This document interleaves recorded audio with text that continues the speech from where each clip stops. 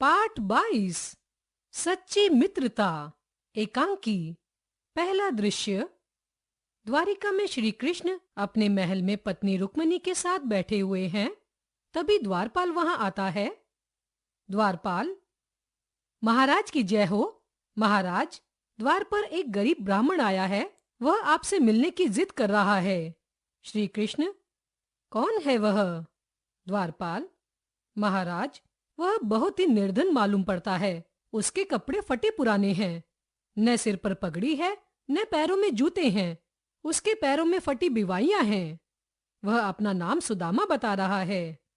नाम सुनते ही श्री कृष्ण नंगे पांव दौड़कर द्वार पर पहुंच गए और भाव विवल होकर सुदामा को गले से लगा लिया।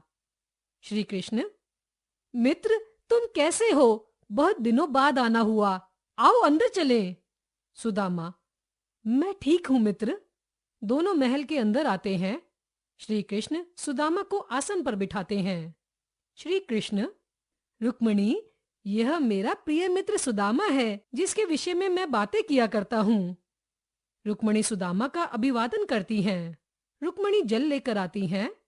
श्री कृष्ण सुदामा के पैर अपने हाथों से धोते हैं और उनके पैरों की हालत देखकर उनकी आंखों से आंसू बहने लगते हैं। सुदामा: मित्र, तुम धन्य हो। इतने बड़े राजा होकर भी मुझ जैसे गरीब का इतना सम्मान कर रहे हो। श्री कृष्ण: मित्र भी कहते हो और अपने को गरीब भी कह रहे हो। मित्रता तो सबसे बड़ा धन है। सुदामा की आंखों से आंसू बहने लगते हैं। श्री कृष्ण उनके आंसू पोंछते हैं।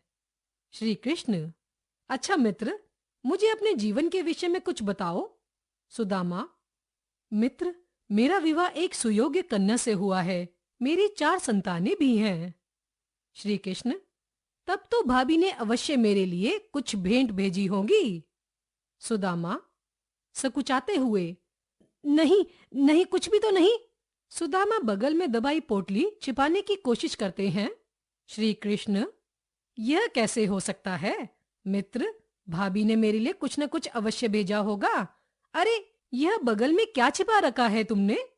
श्री कृष्ण: आहा, कितने स्वादिष्ट चावल हैं।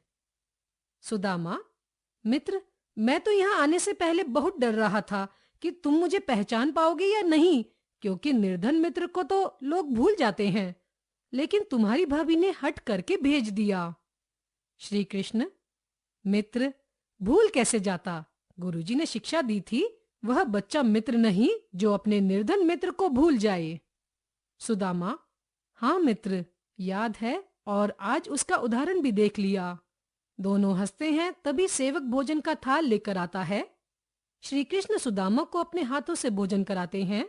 श्री कृष्ण: मित्र, तुम थक गए हो, अब थोड़ी देर विश्राम कर लो। बाद में तुमसे बहुत सी बातें करूंगा।